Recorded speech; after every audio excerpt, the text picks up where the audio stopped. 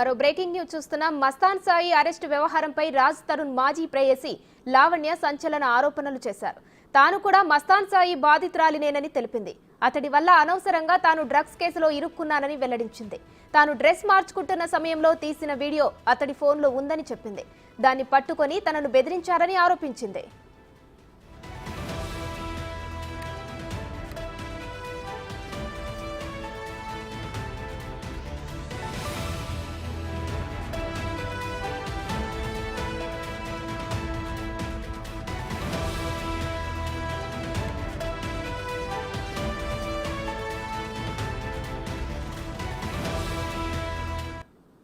Reveal అయితే చేస్తాడు. మరి వాళ్ళ ఇంట్లో కెమెరా పెట్టినప్పుడు అండ్ నా వీడియో కూడా ఉంది సార్. అది నేను ఓపెన్ గానే చెప్తున్నాను.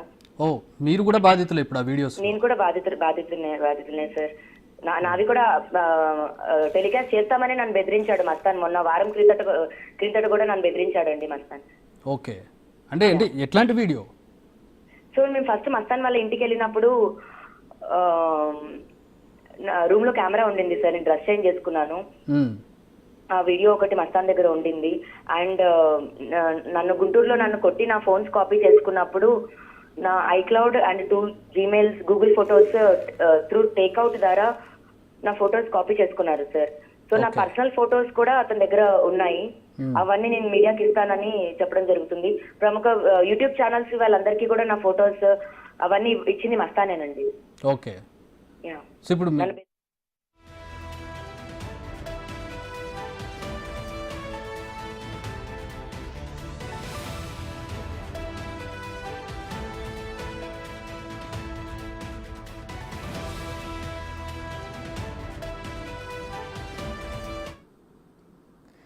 రైటికల్ లావణ్య కేసులో మస్తాన్ సాయిని అదుపులోకి తీసుకున్నారు పోలీసులు. దీనికి సంబంధించి మరిన్ని డీటెయిల్స్ మా ప్రతినిధి రానా లైవ్ లో అందిస్తారు. రానా,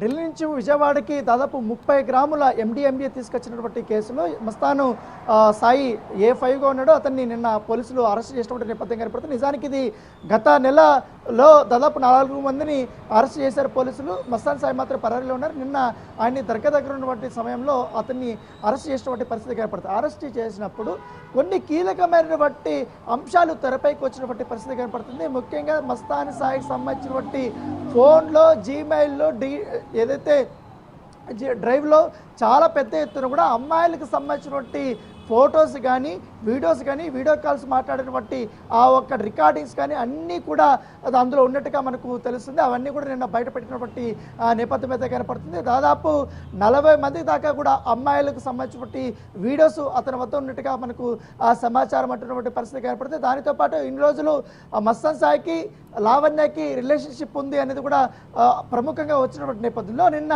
లావణ్య బిగ్ టీవీతో మాట్లాడుతూ సంచలనమైనటువంటి ఆరోపణలు కూడా చేయడం జరిగింది. తన వద్ద మస్తాన్ సాయి వద్ద తనకు సంబంధించినటువంటి వ్యక్తిగతమైనటువంటి వీడియోలన్నీ కూడా తన వద్ద ఉన్నాయి. అందుకే నేను భయపడిపోయాను. ఆ వీడియోలు తీసుకోవడానికి నేను వెళ్ళినప్పుడు అతను ఫోన్ తీసుకున్నప్పుడు నా పైన దారుణంగా దాడి చేసి గాయపరిచారు, నన్ను ఇంకో రకంగా కూడా అసాల్ట్ చేశాడనేది కూడా ఆమె గుంటూరు పోలీస్ స్టేషన్లో కేసు పెట్టారనేది కూడా ఆమె వివరణ ఇచ్చినటువంటి నేపథ్యం కనపడుతుంది. సో ఇన్ని రోజులు నేను మస్తాన్ సాయి పేరు బయట పెట్టకపోవడానికి కారణం వచ్చి తన వద్ద ఉన్నటువంటి వీడియోల కారణం అంటూ కూడా ఆమె చెప్పినటువంటి పరిస్థితి కనపడుతుంది. అయితే నిన్న మస్తాన్ సాయికి సంబంధించినటువంటి కొన్ని వీడియోలు ఫొటోస్ అనేది బయటపడ్డాయి. దాంట్లో 4-5 మంది అమ్మాయిలకు సంబంధించినటువంటి విషయంలో చాలా సన్నిహితంగా ఉన్నటువంటి ఆ ఫోటోలు మస్తాన్ సాయి ఫోన్లో ఉన్నట్టుగా పోలీసుల నుంచి కూడా సమాచారం వచ్చిన నేపథ్యంలో అవన్నీ కూడా నిన్న బయటకు వచ్చినటువంటి నేపథ్యంలో సో మస్తాన్ సాయి చుట్టూ కూడా ఇప్పుడు పూర్తి స్థాయి కేసు అనేది తిరుగుతుంది. ఒక పక్క డ్రగ్స్ కేసు, మరోవైపు అక్రమంగా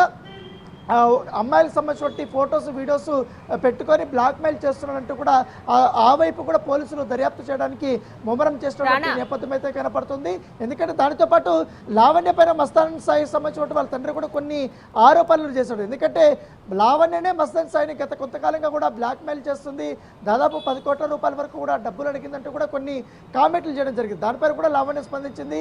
అసలు నా వీడియోలు పెట్టుకొని నన్ను కొట్టి నా పైన ఆరోపణలు చేయడం ఏంటి, నేను ఎంతగా విసిగిపోయాను, ఎంతగా నలిగిపోయానో మీకేం తెలుసట్టు కూడా ఆమె కామెంట్ చేసినటువంటి నేపథ్యం. చెప్పండి ఉమేష్.